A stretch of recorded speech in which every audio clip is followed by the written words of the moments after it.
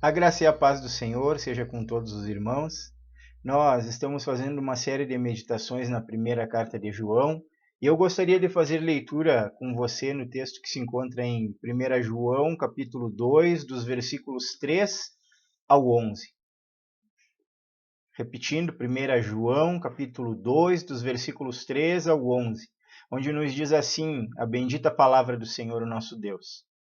Ora, sabemos que o temos conhecido por isto, se guardamos os seus mandamentos. Aquele que diz, eu o conheço e não guarda os seus mandamentos, é mentiroso e nele não está a verdade. Aquele, entretanto, que guarda a sua palavra, nele verdadeiramente tem sido aperfeiçoado o amor de Deus. Nisto sabemos que estamos nele. Aquele que diz que permanece nele, esse deve também andar assim como ele andou.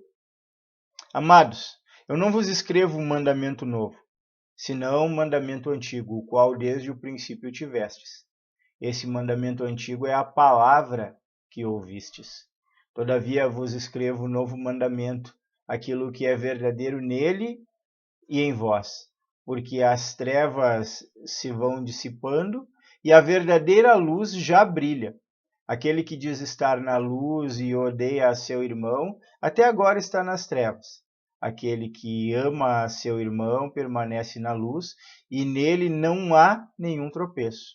Aquele, porém, que odeia a seu irmão está nas trevas e anda nas trevas e não sabe para onde vai, porque as trevas lhe cegaram os olhos. Vamos orar ao Senhor neste momento? Pai, nós nos colocamos diante da Tua presença, Senhor, nesta hora, Pai querido, e te agradecemos a oportunidade, Senhor, de meditarmos na Tua palavra. Agradecemos, Senhor, também a Tua bondade que tem suprido todas as nossas necessidades físicas e emocionais. O Senhor tem guardado de nós, o Senhor tem nos livrado do mal, Senhor. Nós temos experimentado da Tua bondade, Senhor, no decorrer desta nossa vida na face desta terra. E louvamos o Teu nome por isso, Papai. Senhor, neste momento em que vamos meditar na Tua palavra, pedimos da Tua graça, da Tua bênção, da Tua direção e pedimos o perdão dos nossos pecados também. Que o Senhor remova todo e qualquer empecilho ao entendimento, Senhor, da Tua palavra, todo e qualquer empecilho, Senhor, ao discernimento espiritual, Pai querido, daquilo que o Senhor tem para nós neste momento, Pai. Perdoa-nos, Senhor, pelos nossos pecados, Pai, e que as verdades aqui contidas, Senhor, e que serão por nós analisadas, Senhor, elas penetrem, Pai, o nosso ser, elas ajam na nossa vida, formando, Senhor, o caráter de Cristo e nos revelando, Senhor, a Tua vontade para as nossas vidas, para que, por meio dela, nós possamos nos conduzir, Papai. Abençoa cada pessoa que vai assistir este vídeo, Senhor Todo-Poderoso, edifica as suas vidas e aplica a sua verdade aos seus corações. É o que nós oramos e agradecemos em o nome de Cristo Jesus, o teu Filho. Amém e amém. Irmãos, na última oportunidade, então, nós estivemos meditando em 1 João, no capítulo 2, os versículos 1 e 2, tratando da questão do pecado, e recebemos orientações da parte do apóstolo João, nos indicando o caminho para termos vitória sobre o pecado por meio de Jesus Cristo. Tratamos da necessidade de encontrarmos um posicionamento equilibrado em relação ao pecado, que não considere nem pelo extremo da severidade, correndo o risco do legalismo e do orgulho nas nossas vidas, nem pelo extremo da banalização, como se não houvesse problemas ou consequências em pecar. É preciso ter um equilíbrio santo, um equilíbrio que considera ao mesmo tempo a importância e o significado da palavra e do sacrifício de Cristo, e ao mesmo tempo também considera que não é simples, que não é apenas pecar, que não é apenas cometer um erro e que nós seremos perdoados. A verdade é que seremos perdoados, se nos arrependermos sinceramente. Mas aqueles que são de Cristo, eles não vivem na prática do pecado. O pecado é um acidente nas suas vidas. O apóstolo João ele também nos mostrou, na nossa última meditação, por meio da palavra, que Jesus ele é o nosso intercessor perante o Pai. Que por meio do seu sacrifício substitutivo, ele nos tornou aceitáveis a Deus, sendo ele a propiciação pelos nossos pecados. No texto que nós fizemos leitura neste momento, o apóstolo João ele fala sobre as características do cristão verdadeiro. Em meio ao cristianismo, como diferenciar o verdadeiro cristão do falso cristão.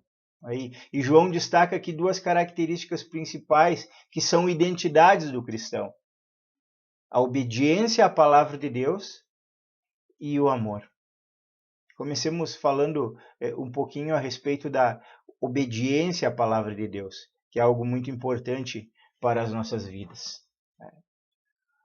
Os gnósticos, irmãos, eles se orgulhavam de ter um conhecimento intelectual e místico que os fazia superiores aos demais e tentavam envolver os verdadeiros cristãos com esse pensamento equivocado. Esses supostos, entre aspas, detentores de um conhecimento especial na época, que João os considera como hereges, eles são confrontados por João. E João afirma que o verdadeiro conhecimento de Deus que identifica os cristãos é o fato de que verdadeiros cristãos conhecem a Deus por meio da sua revelação contida na sua palavra e conduzem as suas vidas pela orientação recebida pela palavra de Deus. Não existe, João estava convencendo aqueles irmãos e hoje para nós traz essa mensagem importante também. Não existem novidades, não existem novas revelações, existe uma palavra que foi dada por Deus para nós, uma palavra que já está selada, que já está concluída e que tem nela tudo o que nós precisamos para a nossa vida no seu sentido espiritual.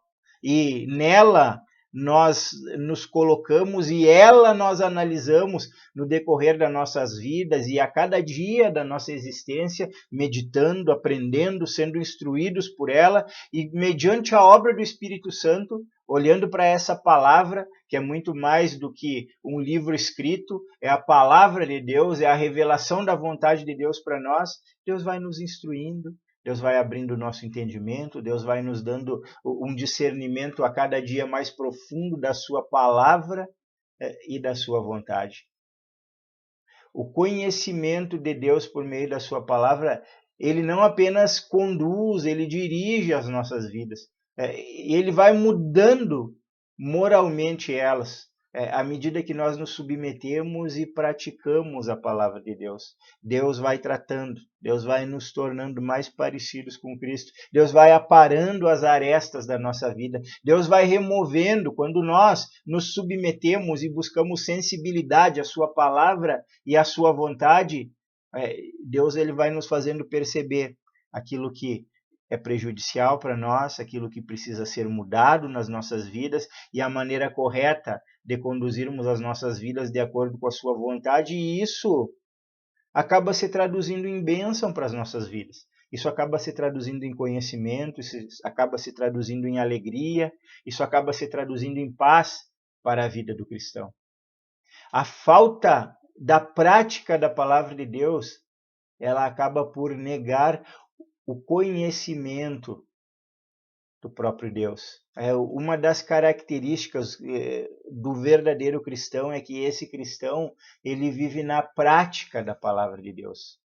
Nós vemos lá em Mateus, no capítulo 7, versículo 21, uma palavra onde o Senhor Jesus diz o seguinte: nem todo o que me diz Senhor, Senhor entrará no reino dos céus, mas aquele que faz a vontade do meu Pai que está nos céus. Então, a palavra de Deus ela nos revela que esse conhecimento que nós recebemos por meio dela, ele precisa se traduzir em prática. Ele é muito mais do que uma religiosidade, ele é muito mais do que ritos, ele é muito mais do que ir à igreja no domingo, ele é muito mais do que participar de um culto, ele é a realidade transformadora de Deus nas nossas vidas se manifestando a cada dia, à medida que nos apropriamos da palavra de Deus e fazemos aquilo que ela nos orienta, porque isso é a vontade de Deus para as nossas vidas.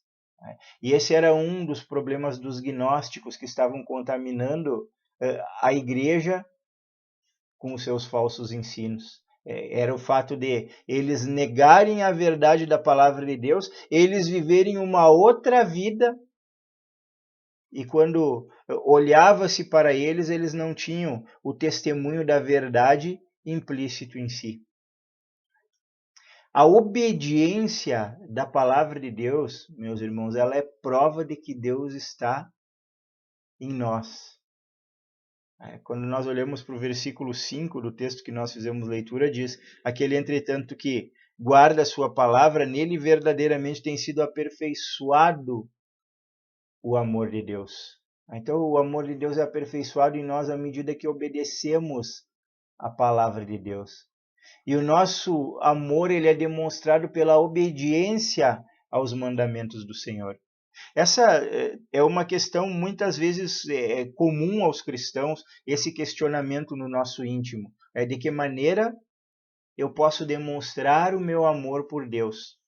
Há uma preocupação sincera nos cristãos, nos verdadeiros cristãos, de demonstrar o seu amor por Deus, já que nós temos um Deus que está presente nas nossas vidas por meio da sua palavra, por meio do seu Espírito Santo, que se faz presente quando nós o buscamos em oração, mas há uma preocupação, de que maneira eu demonstro esse amor de uma forma prática, porque, afinal de contas, no que diz respeito a nós, seres humanos, quando nós queremos demonstrar amor uns pelos outros, o que nós fazemos? Nós tratamos bem, nós abraçamos, nós agradamos. Uma das demonstrações de amor sincera, ou nem sempre é sincera, mas entre cristãos ela é sincera, abraçar alguém, beijar o rosto de alguém, o marido que beija sua esposa. Isso são demonstrações de amor que nós conseguimos ter para com os nossos irmãos que são de carne e osso como nós. Mas e para com Deus? E para com o seu Espírito Santo? E para com Jesus Cristo, que mesmo sendo um corpo glorificado, está assentado à direita de Deus Pai? Como demonstramos o nosso amor? E Cristo, ele nos orienta na palavra, e nós encontramos orientações da parte de João também. Quando nós olhamos para o discurso de Cristo, o seu último discurso, que foi realizado na última ceia que ele teve com seus apóstolos, nós vemos algumas orientações a respeito de como demonstrar o amor a Deus. Evangelho de João, no capítulo 14, os versos 15, 21 e 23 têm algumas orientações de Cristo que nós devemos de ouvir e nos alegrarmos, porque essa é uma maneira de nós demonstrarmos um sincero, um verdadeiro, um fervoroso amor pelo nosso Deus. João 14, 15 diz assim: se me amais, guardareis os meus mandamentos. O Senhor Jesus dizendo isso para os seus apóstolos na última ceia. O versículo 21 também do capítulo 14. Aquele que tem os meus mandamentos e os guarda, esse é o que me ama. E aquele que me ama será amado por meu Pai, e eu também o amarei e me manifestarei a ele. Veja o círculo de amor aqui. Nós amamos ao Pai, tendo os mandamentos de Cristo e os guardando e os praticando e vivendo e pautando, conduzindo as nossas vidas de acordo com eles. E recebemos amor do Pai, recebemos amor do Filho, recebemos amor do Espírito Santo que está presente nas nossas vidas. Verso 23 do capítulo 14. Respondeu Jesus: se alguém me ama, guardará a minha palavra, e meu Pai o amará, e viveremos para ele, e faremos nele morada. Então, há um relacionamento de amor entre os verdadeiros cristãos e Deus à medida que nós guardamos, que praticamos, que vivemos de acordo com os mandamentos do Senhor. Então, você quer demonstrar o seu amor sincero por Deus? Guarde os mandamentos do Senhor. Imitar a Cristo é a prova de que pertencemos a Ele. É o que o texto bíblico, lá no verso 6 diz assim: aquele que diz que permanece nele, esse deve também andar assim como ele andou. Então, nós queremos permanecer no Senhor. Nós devemos de imitá-lo.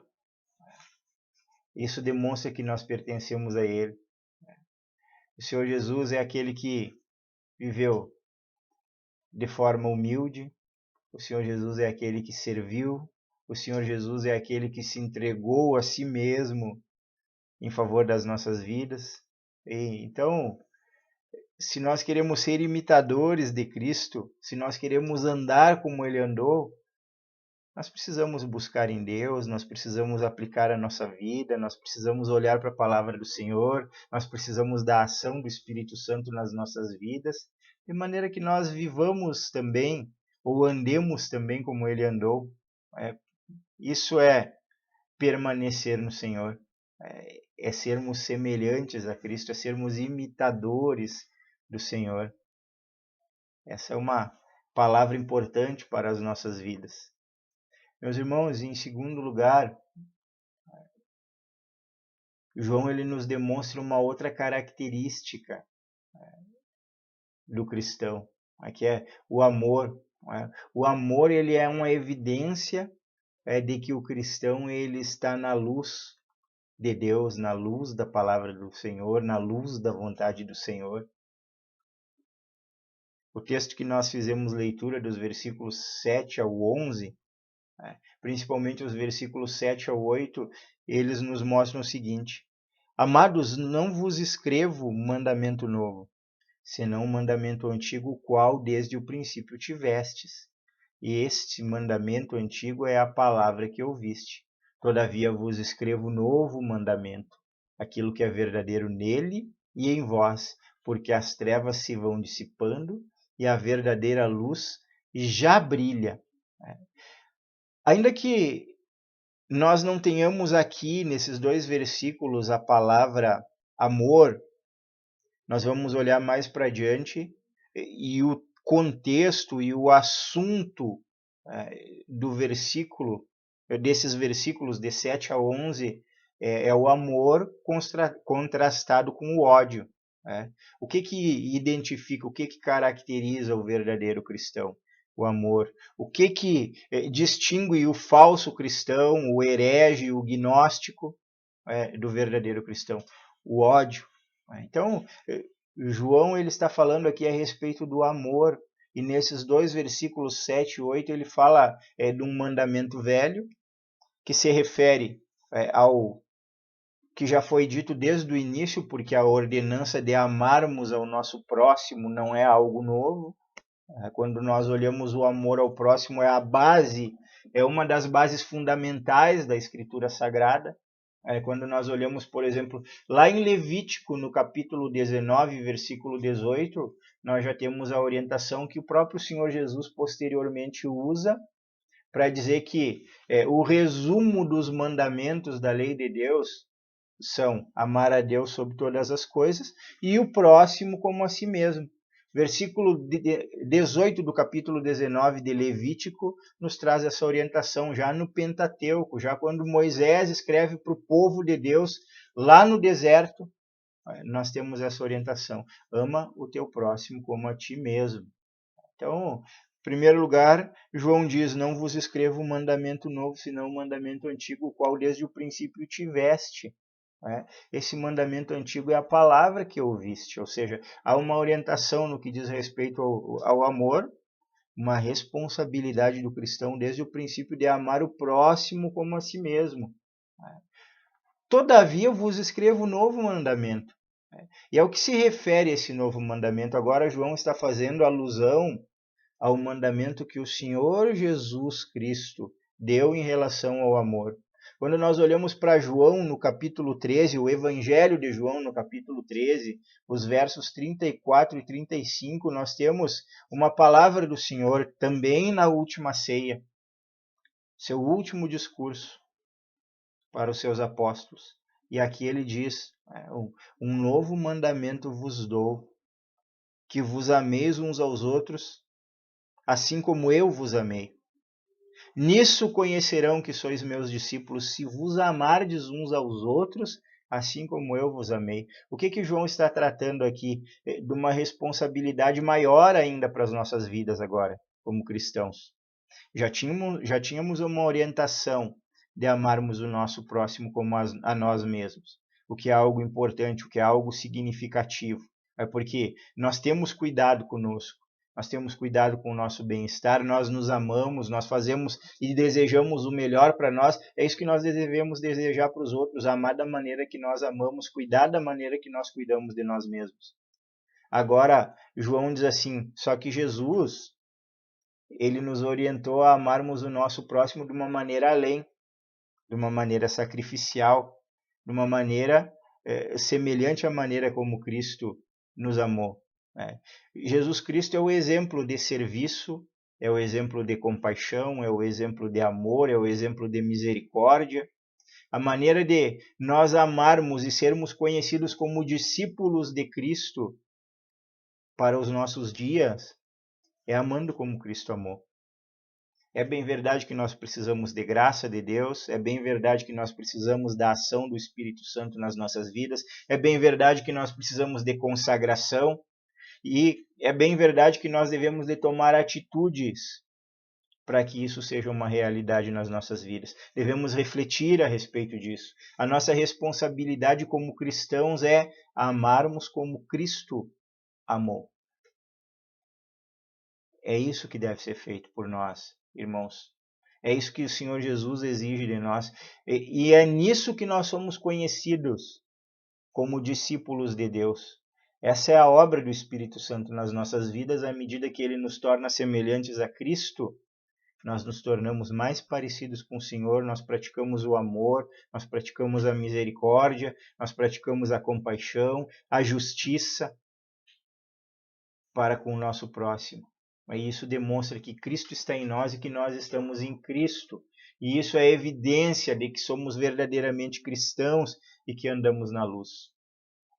E aí João vai fazer o contraste, dizendo que o ódio ele não sobrevive à luz. No versículo 9 do texto diz assim, aquele que diz estar na luz e odeia seu irmão, até agora está nas trevas. Então, nós vemos alguns contrastes aqui, amor e ódio, luz e trevas. Nós vemos desde o início, já no capítulo 1, uma afirmação mostrando que aquele que anda de acordo com a palavra de Deus, que é um símbolo da luz, não é que aquele que diz que anda na luz, ele anda como alguém que está arrependido dos seus pecados, ele anda como alguém que ama o seu irmão. E aí nós temos alguns versículos bíblicos aqui que vão demonstrar esse fato. O capítulo 13, verso 15 do Evangelho, da primeira carta de João aqui, nos diz assim, todo aquele que odeia a seu irmão é assassino. Ora, vós sabeis que todo assassino não tem a vida eterna permanente em si. Capítulo 4, versículo 20, que nos diz assim, se alguém disser, amo a Deus e odiar a seu irmão, é mentiroso, pois aquele que não ama a seu irmão, a quem vê, não pode amar a Deus, a quem não vê. Então, nós temos aqui algumas demonstrações a respeito de como o verdadeiro amor se manifesta, as características desse amor e o quanto nós como cristãos devemos de vigiar o nosso coração, a nossa vida, a nossa atitude, porque em hipótese nenhuma nós devemos de permitir que alguma mágoa, que algum ressentimento permaneça no nosso coração em relação ao nosso irmão, em relação ao nosso próximo. E agora nós temos, inclusive, quando o Senhor Jesus estabeleceu um novo mandamento de amar como Ele nos amou, uma orientação de que nós devemos de amar o nosso inimigo também. Então, não há mais lugar para ressentimentos no coração do cristão. E aqueles que dizem o que João está mostrando aqui, inclusive demonstrando que os gnósticos da época, os hereges da época que só se preocupavam consigo, com os seus rituais, e que não se preocupavam se estavam pecando ou se não estavam pecando. Eles não tinham uma compaixão verdadeira e sincera, eles não tinham um amor sincero pelo seu próximo. Então, João está mostrando aqui, aquele que diz estar na luz e odeia seu irmão agora está nas trevas. Havia uma dissensão. Os gnósticos consideravam os outros cristãos cidadãos de segunda categoria do reino, nem mesmo salvos, e na verdade eles eram hereges, quem eram pecadores, quem eram orgulhosos, quem viviam em trevas. E por último, o que eu quero considerar nesse aspecto em relação ao amor, é que o amor, como João afirma aqui, ele não produz tropeço nem para si mesmo e nem para os outros.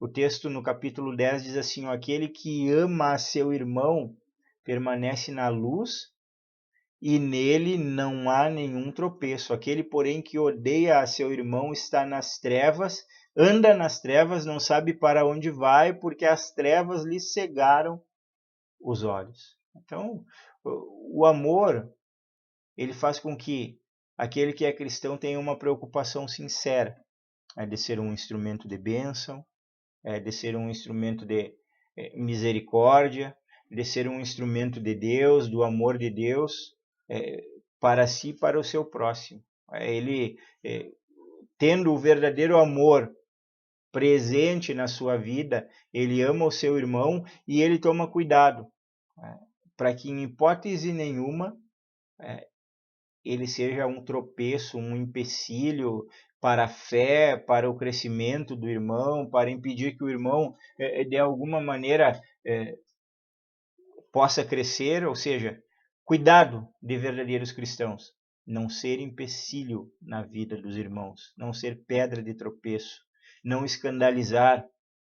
Há uma responsabilidade no cristão de ter um bom testemunho na sua vida, de fazer as coisas de maneira que edifique os outros e de maneira que, em hipótese nenhuma, cause escândalo. Nós vemos muitas vezes hoje, na filosofia do mundo atual, um conceito que é o seguinte: ninguém tem nada que ver com a minha vida e eu faço o que eu quero. A vida pertence a mim. Esse conceito não é cristão. Esse conceito não tem fundamento na palavra de Deus e não tem fundamento no amor de Deus. Porque o amor de Deus, como está demonstrado aqui nessa passagem bíblica, ele tem o cuidado de considerar por amor aos outros. Nós vamos ver lá no capítulo 15 da carta aos Romanos, entre os capítulos 14 e 15 nós temos uma discussão do apóstolo Paulo ali, uma orientação aos romanos, demonstrando para eles que eles devem de ter cuidado para não causarem nenhum tipo de tropeço para os irmãos. E Paulo ele usa uma ilustração que é a seguinte: considerando o fato dos problemas que havia em Roma, dos alimentos que eram consagrados a outros deuses, e que há uma orientação de Paulo para que, se isso fosse causar tropeço nos irmãos, que não se comesse carne consagrada aos ídolos ou alguma coisa dessa natureza. O que Paulo vai dizer: olha, isso não tem problema nenhum se for comido com ação de graças, mas se isso causa algum problema no meu irmão, porque ele não tem um esclarecimento, porque ele tem uma consciência fraca, ou porque ele tem algum outro problema, eu não vou comer carne. Se comer carne faz o meu irmão tropeçar, então eu não como mais carne. Então, nós temos como critério bíblico, escriturístico, o cuidado na maneira como nós conduzimos a nossa vida, e é por amor. Não é uma questão de ter que dar satisfação ou não ter que dar satisfação para ninguém, mas se tiver que evitar alguma coisa para não causar tropeço nos irmãos, nós evitamos, numa atitude de amor. Nós vemos aqui João dizendo que os que agem de maneira contrária eles agem assim porque eles andam em trevas, eles não conhecem a luz de Deus, a luz da palavra de Deus, eles não conhecem a Cristo. Essa é a verdade, nós temos uma confrontação aqui, então aprendamos com a palavra de Deus. Sejamos instruídos por ela, para que não venhamos a ser problema, a ser empecilho para nós ou para os nossos irmãos, considerando isso como uma atitude de amor, que é uma característica do cristão. Isso nos caracteriza. Meus irmãos, nesta ocasião, então, nós estivemos meditando nesse texto de 1 João, no capítulo 2, dos versículos 3 ao 11, fazendo essa distinção entre o verdadeiro cristão e o falso cristão, observando essas características distintivas nossas como cristãos, que são a obediência à palavra de Deus. Aqui um verdadeiro cristão, ele é comprometido com a palavra de Deus, ele anda de acordo com a palavra de Deus, ele pauta a sua vida na palavra de Deus, e é uma demonstração inclusive de amor ao próprio Deus e ao Senhor Jesus, andarmos de acordo com a palavra dele. Em segundo lugar, como nós vimos aqui, o amor é o que conduz as nossas vidas. É ele que pauta o nosso viver. Nós temos nele tanto um mandamento antigo de amarmos o nosso próximo como a nós mesmos, quanto um novo mandamento de amarmos o nosso próximo como o Senhor Jesus nos amou.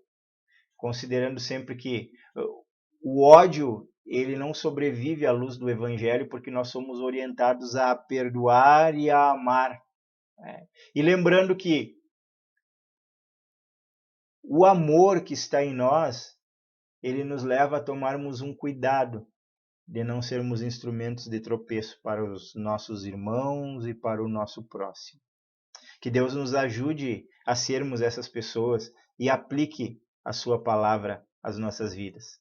Vamos orar ao Senhor mais uma vez? Pai, nós te agradecemos por essa oportunidade que o Senhor nos concedeu de meditarmos na tua palavra, Senhor, e louvamos o teu nome, Senhor, por isso, Pai.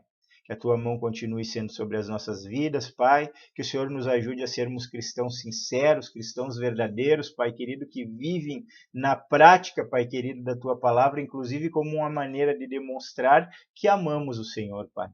Ajuda-nos, Senhor, a termos um amor fraternal sincero pelo nosso irmão, Pai querido, pelo nosso próximo e por todos aqueles, Senhor Todo-Poderoso, que nos rodeiam, como uma maneira de testemunhar que somos teus filhos, que andamos na luz da tua palavra, que andamos na luz do teu evangelho, e não permita, Senhor, que jamais venhamos a ser, de qualquer maneira, tropeço na vida de alguém, Papai. Abençoa as nossas vidas nesse sentido, Pai. Aplica essas verdades benditas aos nossos corações, Pai querido, e ser conosco, Senhor, é o que nós pedimos e agradecemos em o nome de Cristo Jesus, o teu Filho. Amém e amém. Que Deus abençoe a sua vida.